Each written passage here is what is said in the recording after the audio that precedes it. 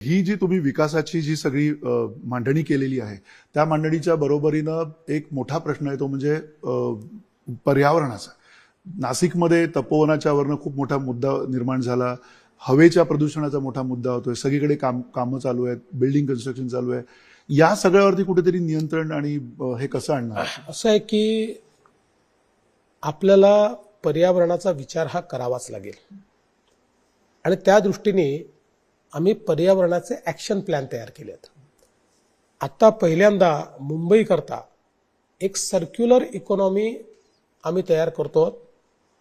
टाटा सन्सचे जे चेअरमन आहेत एन चंद्रशेखरन यांच्या मदतीनं मुंबईचा एक सर्क्युलर इकॉनॉमीचा आराखडा आम्ही तयार केला आहे. एक ओव्हर आर्चिंग अशा पद्धतीनं सगळ्या क्षेत्रात आपण सर्क्युलर इकॉनॉमी तयार करायची, जेणेकरून काही वेस्ट होणार नाही आणि त्यातनं कुठेही प्रदूषण होणार नाही, पर्यावरणाचा ऱ्हास होणार नाही. मी जसं सांगितलं की इतके वर्ष मुंबईचं घाण पाणी हे समुद्रात जायचं, पहिल्यांदा आपण ट्रीट करतोय आणि ट्रीटमेंट करून पाणी आपण समुद्रात सोडतोय. मुंबईमध्ये वेगवेगळ्या पद्धतीनं आपण या पर्यावरणाकरता ॲक्शन प्लॅन तयार केले आहेत.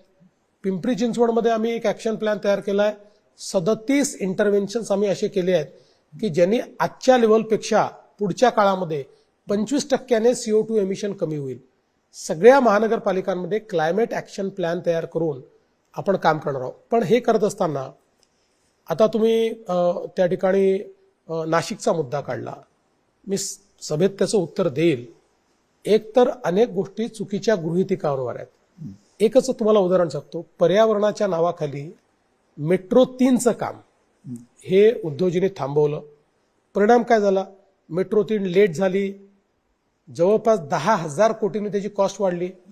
पण ज्यावेळी सुप्रीम कोर्टात ही केस गेली आणि सुप्रीम कोर्टामध्ये जे काही एक्सपर्ट्स होते त्यांचा रिपोर्ट आला, तो सुप्रीम कोर्टाने कोट केलाय आणि सुप्रीम कोर्टाने काय सांगितलंय की ज्या मेट्रो करता जेवढी झाडं आरेमध्ये कापली जात आहेत ती सगळी झाडं मिळून आपल्या लाईफ टाईम मध्ये जेवढं कार्बन सिक्वेस्ट्रेशन करतील ही मेट्रो 82 दिवसाच्या फेऱ्यांमध्ये तेवढं करणार आहे.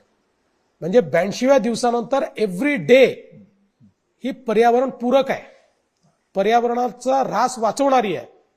आणि असं असतानाही केवळ आपल्या इगो खातर आपण तिला 3 वर्ष लेट केलं आणि आपल्या इगो खातर मुंबईकरांच्या डोक्यावर 10,000 कोटीचा बोजा घातला.